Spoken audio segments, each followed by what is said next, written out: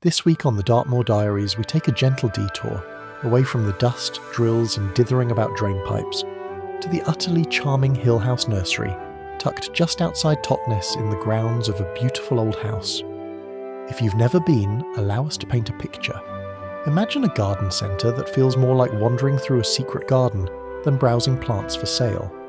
From elegant Welsh poppies dancing in the breeze, to red maples and cherry blossoms in full flirtation with the sunlight, to the heady scent of jasmine wafting through the air like botanical perfume. There are dahlias in every conceivable hue and a general sense that one might stumble upon a Victorian botanist with a clipboard at any moment. We've brought you here today not only for the sheer joy of it, but because, and we say this with a small sigh, this past week at our house has been filled with those tiny, fiddly jobs that must be done before the grander works can resume. Necessary, yes, but fascinating viewing? Not in the least. So instead of subjecting you to the thrilling monologue about grout or the ongoing saga of the temperamental tap, we thought a peaceful wander through Hill House's glorious gardens, before they sadly close their gates forever at the end of July, would be a far more agreeable way to spend our time together. They have vast, rambling greenhouses, the sort of structures you half expect to find Darwin scribbling notes in, absolutely brimming with every tropical plant one can imagine. Giant leaves unfurl like parasols, orchids preen from the rafters, and oversized daisies casually graze the edges of the pathways, as if politely minding their own business. Tucked away behind a veil of greenery, there's a hidden pond where goldfish bask languidly in the sun. When it's sunny, of course. This is England, after all. A cheerful little water feature trickles down into the pond, creating the perfect habitat for anything that flies, buzzes, or flutters about looking for a place to cool its toes. And then, the glasshouse. A gorgeously decrepit relic, all rusty limbs, mossy panes, and melancholic grandeur. It's clearly seen better days, but that only adds to its irresistible charm.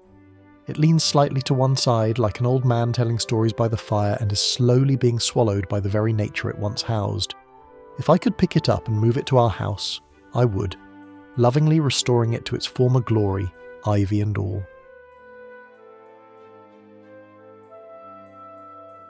Now, there are quite a few plants we're particularly partial to, but one, dear viewers, holds a special place in our hearts, the wisteria. Alas, our house came to us with many charms, but not a single trailing tendril of wisteria in sight. A grievous oversight, I'm sure you'll agree. But fret not.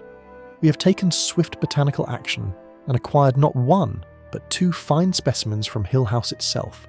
They are now safely planted at home, future climbers and residents, currently acquainting themselves with the trellis and no doubt planning their glorious floral takeover. In time, we hope they'll drape themselves across the granite and look glorious. Now a little history, because no good garden is without its roots. Hill House Nursery, in the village of Landscove, began life as the vicarage of St Matthew's Church. The house itself was designed by none other than John Loughborough Pearson, the very same architectural mind behind Truro Cathedral, and endowed by Miss Champernowne of Dartington Hall, which feels deliciously proper, doesn't it?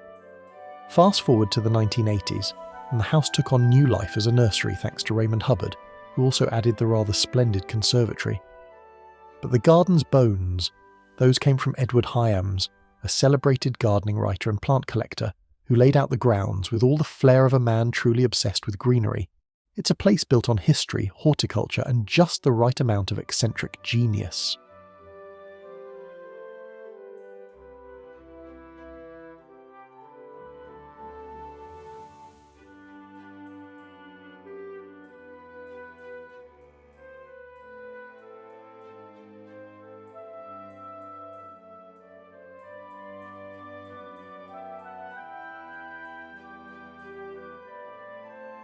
As mentioned, this nursery is absolutely stacked with horticultural treasures, including a glasshouse bursting with cacti and all manner of bizarre and beautiful desert-dwelling oddities.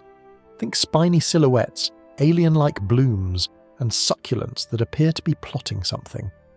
Now, having lived overseas, we sadly had to leave all our beloved plants behind, a heartbreak I don't wish on anyone. So visiting Hill House comes with a healthy dose of plant envy. And so, I begin again, one glorious green thing at a time.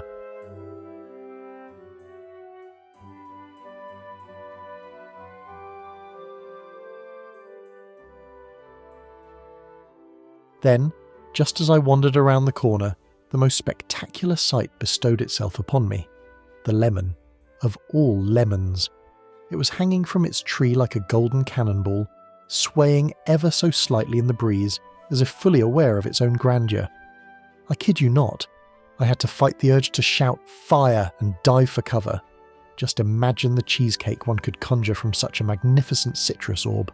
Ooh la la, it would be less a dessert, more a spiritual experience.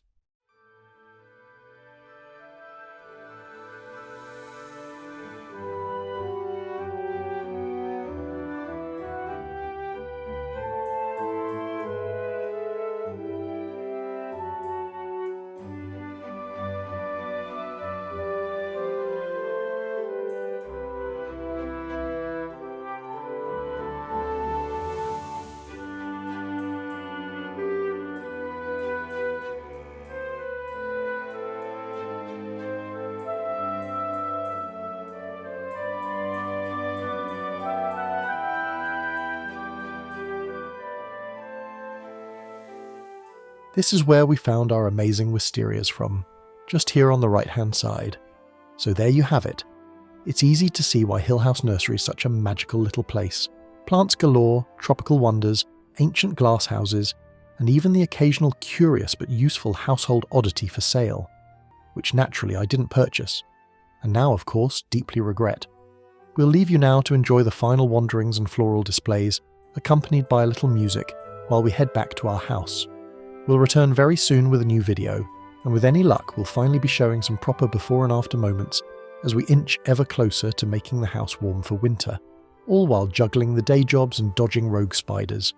We look forward to seeing you back here soon, as we roll up our sleeves and really get stuck in.